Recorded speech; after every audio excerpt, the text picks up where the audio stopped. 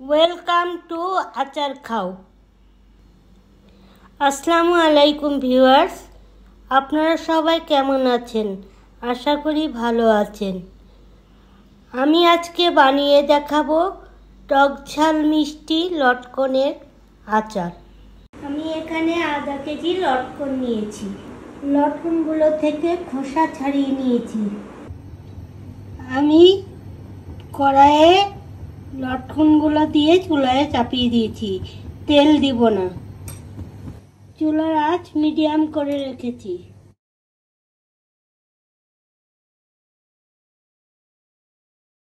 যতক্ষণ না পানিটা শুকিয়ে যাবে আর লটকনগুলোর রং সামান্য লালচে হয়ে আসবে, ততক্ষণ নাড়া দিতে থাকবো।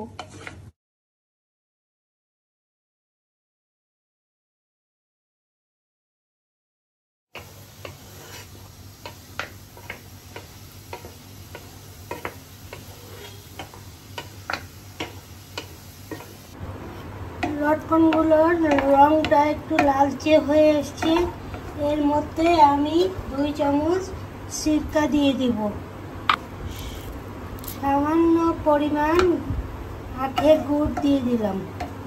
আপনারা চিনিও দিয়ে দিতে পারেন এবং গুড় এবং চিনিটা আপনাদের পছন্দ মতো দিয়ে দিবেন। সামান্য পরিমাণ গোলমরিচের গুঁড়ো দিয়ে দিলাম। 1/2 চা চামচ বিট লবণ দিয়ে দিলাম। যতক্ষণ পর্যন্ত না গুড়টা লটকনের সাথে মিশে যাবে ততক্ষণ নাড়তে থাকবো।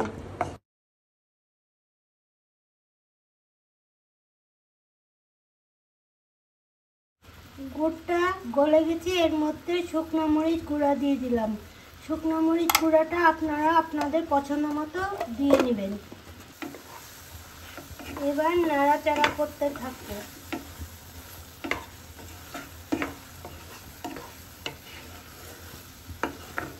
অল্প পরিমাণ ধনিয়ার গুঁড়া দিয়ে দিলাম। এবার আবার নাড়তে থাকবো। 3 চা চামচ 5 ফোড়ন এবং 4টা শুকনো মরিচ দিয়ে আমি আচারের একটা মশলা বানিয়ে নিয়েছি। এটা আমি আচারের মধ্যে এখন দিয়ে দিচ্ছি।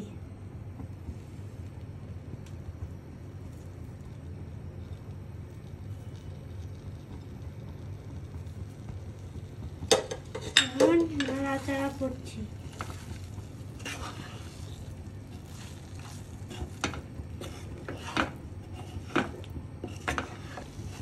আচারটা কমপ্লিট হয়ে গেছে।